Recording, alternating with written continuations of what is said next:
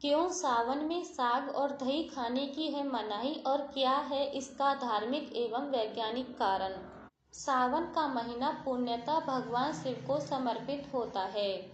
विष्णु पुराण में वर्णित है कि आषाढ़ माह के शुक्ल पक्ष की एकादशी तिथि से जगत के पालनहार भगवान विष्णु क्षीर सागर में विश्राम करने चले जाते हैं। वहीं कार्तिक माह के शुक्ल पक्ष की एकादशी तिथि को जागृत होते हैं। इस दौरान सृष्टि का संचालन देवों के देव महादेव करते हैं। इसके लिए सावन माह में भगवान शिव की विशेष पूजा की जाती है। साथ ही 16 सोमवार का व्रत भी सावन महीने से शुरू किया जाता है। सावन महीने में भगवान शिव की पूजा करने से साधक की हर एक मनोकामना पूरी होती है। साथ ही मृत्यु लोक में सभी प्रकार के भौतिक एवं सांसारिक सुखों की प्राप्ति होती है। इस महीने में शास्त्र द्वारा निर्धारित नियमों का पालन किया जाता है। इन नियमों का पालन करने से देवों के देव महादेव खुश होते हैं। उनकी कृपा साधक पर बरसती है। लेकिन क्या आपको पता है कि शास्त्रों में सावन के दौरान क्यों दही और साग ने खाने की सलाह दी गई है? आइए इसके बारे में सब कुछ जानते हैं। भगवान शिव को क्यों प्रिय है सावन? चिरकाल में भगवान शिव ने माता सती के सतीत्व होने के बाद विवाह ने करने का प्रण लिया था। तत्कालीन समय में तारकासुर ने ब्रह्मा जी की कठिन तपस्या की। कठिन तपस्या से प्रसन्न होकर तारकासुर को मनोवांछित वरदान प्रदान किया। इस वरदान के तहत तारकासुर को केवल और केवल भगवान शिव के पुत्र ही परास्त कर सकते थे। ब्रह्मा जी से वरदान पाकर तारकासुर बेहद शक्तिशाली हो गया। अपने बल से स्वर्गलोक पर आधिपत्य स्थापित कर लिया। उस समय देवताओं ने कामदेव को भगवान शिव को मनाने का दायित्व दिया। हालांकि इस कार्य में कामदेव सफल नहीं हो सके। इस समय भगवान शिव की प्रतिक्रिया से मां पार्वती अप्रसन्न हो गईं।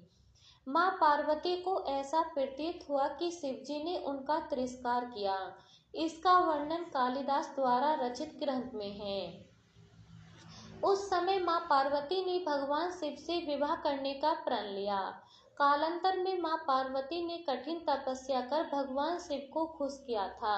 उस समय भगवान शिव ने मां पार्वती से विवाह करने का वचन दिया।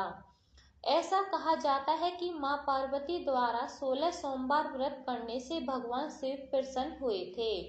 वहीं माता सती के सतीत्व होने के बाद भगवान शिव ने क्रोधित होकर भद्रकाली और वीरभद्र को राजा दक्ष के निवास स्थल कनखल भेजा था, जहां वीरभद्र ने राजा दक्ष का वध कर दिया था। तब देवताओं ने भगवान शिव की प्रार्थना की। इससे प्रसन्न होकर भगवान शिव ने राजा दक्ष को अभय वरदान दिया। उस समय राजा दक्ष ने भगवान शिव को क्षमा याचना की और कनखल में निवास करने की याचना की। राजा दक्ष की याचना पर भगवान शिव ने उन्हें ये वरदान दिया कि सावन महीने में वह कनखल में ही वास करेंगे। कालांतर से भगवान शिव सावन के महीने में कनखल आते हैं। काशी हिंदू विश्वविद्यालय के ज्योतिष विभाग अध्यक्ष प्रोफेसर गिरिराज शंकर शास्त्री का कहना है कि इस समय दक्षिणायन काल होने से अग्नि की मदता समस्त जीव जंतु पेड़ पौधे वनस्पतियों सोम तत्व से जीवन को प्राप्त करते हैं।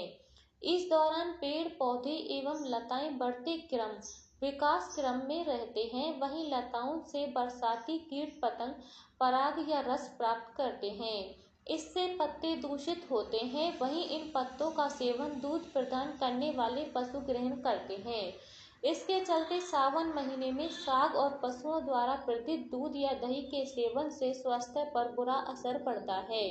इसके अलावा दही के सेवन में सर्दी खांसी और जुकाम का भी खतरा बढ़ जाता है।